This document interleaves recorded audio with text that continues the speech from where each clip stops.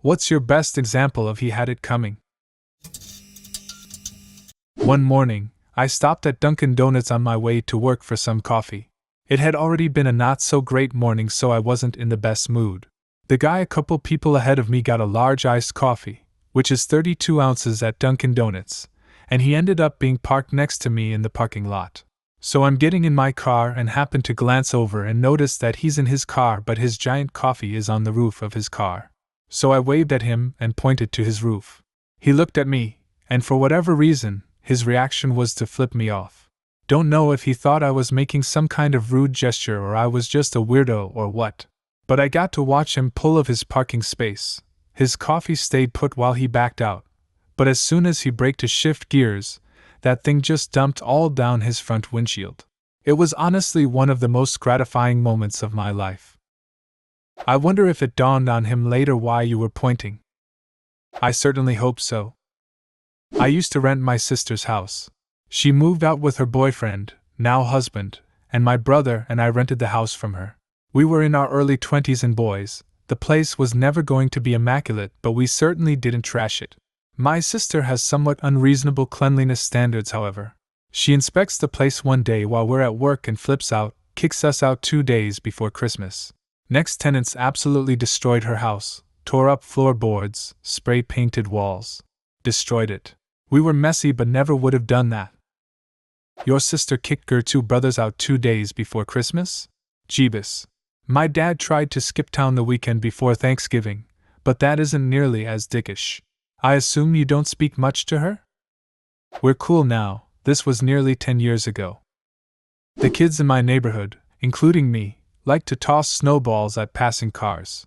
One day a guy in a purple pickup truck drove by, and we lit him up with 4 or 5 little snowballs.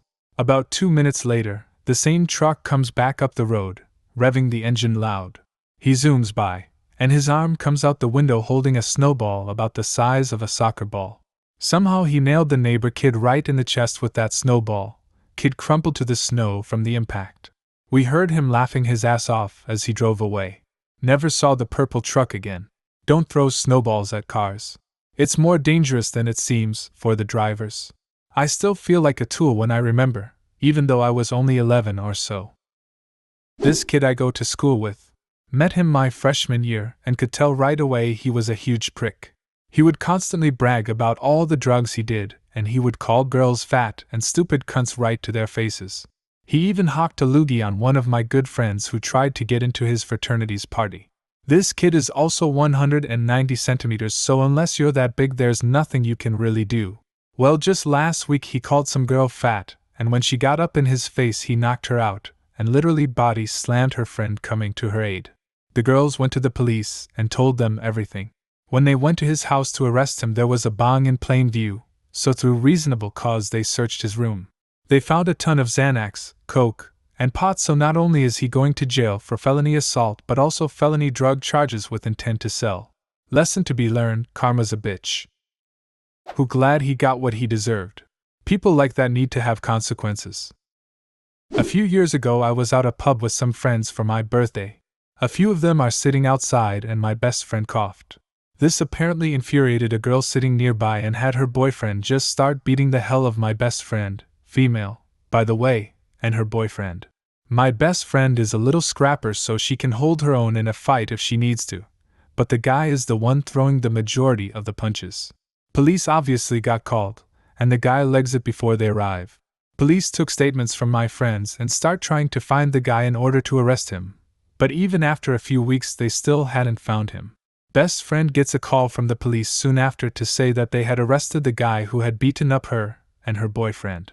Turns out they hadn't been able to find him because while he was running away from the pub that night he tried to jump a high fence, fallen and hit his head, resulting in a 6-week coma. Best part is that after being in a hospital for 6 weeks he got arrested.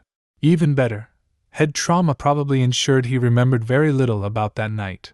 Dude probably had no idea why he was being arrested. My first-year college roommate cheated on each of the 3 girlfriends he had that year. I'd bet my house that he continued to do this all through college and beyond after I stopped living with him. Just last week I found out from a mutual acquaintance that he had discovered his fiancée had been cheating on him about a month before their wedding. Back when I was washing dishes at age 16, this one waiter would just throw plates and silverware into the bus tub I used for soaking particularly caked on messy food. The shit would splash all over me every time he threw it in there. Eventually I just shot him with the industrial dishwashing hose and he got sent home because he couldn't wait tables soaking wet. Did you get in any trouble? Nope. I came back to a restaurant one day a week I used to be head chef at after I left the industry. They were short-staffed and willing to pay me an absurd hourly rate. First day back, the new head chef, who didn't know I had worked there before, literally screamed at me and told me, "You bossy cunts like you are why I treat women like shit." The restaurant owner happened to be dining at the bar when this happened. He was promptly fired. I hope he's miserable. Haha. Me, "Sir, your brake pads are worn down and your rim is worn. There is also a crack in your head tube." Customer, "I just need the puncture fixed." Me, "Okay, sure, it's not safe to ride though." Customer, "It's been fine for years." I proceed to fix puncture. Customer rides away and not even 5 meters from the door the rim collapses under the pressure and he goes over the handlebars. "It's been fine for years though, right?" A dude on a bike somehow caught a ball kicked at him and ran away with it. Hang on, he was on a bike but ran away with it? I need an explanation for this. My old brain is fucked up enough without your input.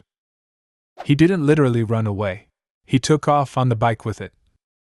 When my friends and I dumped bottles of glue into this other kid's snow boots in 6th grade because earlier that day he nailed me in the face with an ice ball and laughed at me while my face bled.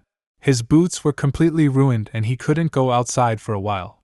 I don't remember the teachers doing anything about it because we didn't have security cameras at the time and the kid was a little shit so they probably didn't care.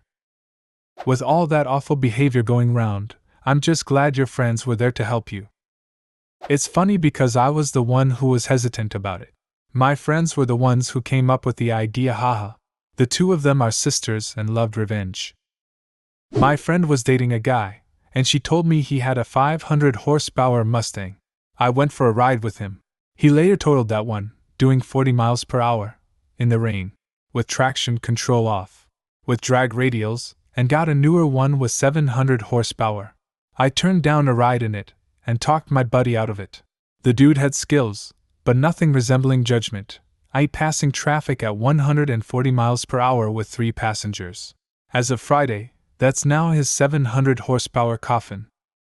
Oh, was anyone with him? Thankfully no. But earlier that morning he'd posted a video his buddy took of them doing 60 to 160 pulls in about 7 seconds, in light traffic. His FB wall has that immediately followed by RIP posts. My friend's wife left him and their young daughter for some guy she had met over the internet after several affairs but hadn't actually divorced him. A year later she came back and apparently thought she could just waltz back into their lives like she had never left. By the time that happened, my friend was finalizing their divorce and he had full custody over everything. She wasn't even allowed to see her daughter. Now she lives alone, has a daughter that wants nothing to do with her, and is in debt. I came from a pretty large school that was very competitive about academics. I finished 51 out of 650, and I was very happy with that. The valedictorian, who I barely knew, said to me the week of graduation that she didn't know how she didn't have more competition. High school is so easy. Then said, "Like take you for example, you're pretty smart but you set yourself back in life by not trying to be valedictorian. Like you couldn't get into an Ivy League with your rank, and my valedictorian title got me in everywhere. On top of that, my best friend was getting paid to write essays for people and I knew Ms. Pompous valedictorian bought many from her. I mostly forgot about this girl and moved on with my life. I graduated college, moved back to our hometown and got a good paying job. The first weekend back I ran into her. She works as a cashier at Target. You bet I went through her line to say hi. I sincerely wish her all the success in the world now. But it was also good to see reality found her. Today at lunch I kept telling my preschool student to stop looking under the table because he was going to hit his head. Halfway through my 3rd repetition he banged his head on the table. He stopped. Story involving me. In the mid-2000s, my sister passed away from cancer. The entire school knew about it because she had been able to attend the school for a few weeks. She had to stop shortly after, but everyone knew we were siblings. Anyways, I had this bully that tormented me fairly often, mostly stupid kid stuff. The day after, he told me in the lunch line, "I'm glad your sister died." That was the first, and only, time I punched someone first. I broke his nose and got a 10-day vacation courtesy of zero tolerance. Not me, but a friend of mine did this. During the fall, his neighborhood would put bags of leaves out on the curb for a pickup. These punk kids would always drive over the bags, making a big mess in the street. So one day he takes a stack of cinder blocks and hides them in the bags. He said he could fit 8 blocks in each bag, then fill up the rest of the bag with leaves. Kids drive by, aim for the bags, boom, big damage to their cars. He said they stopped that silly behavior. Do you have a similar story? Leave a comment and subscribe to the channel if you want to see more videos like this one.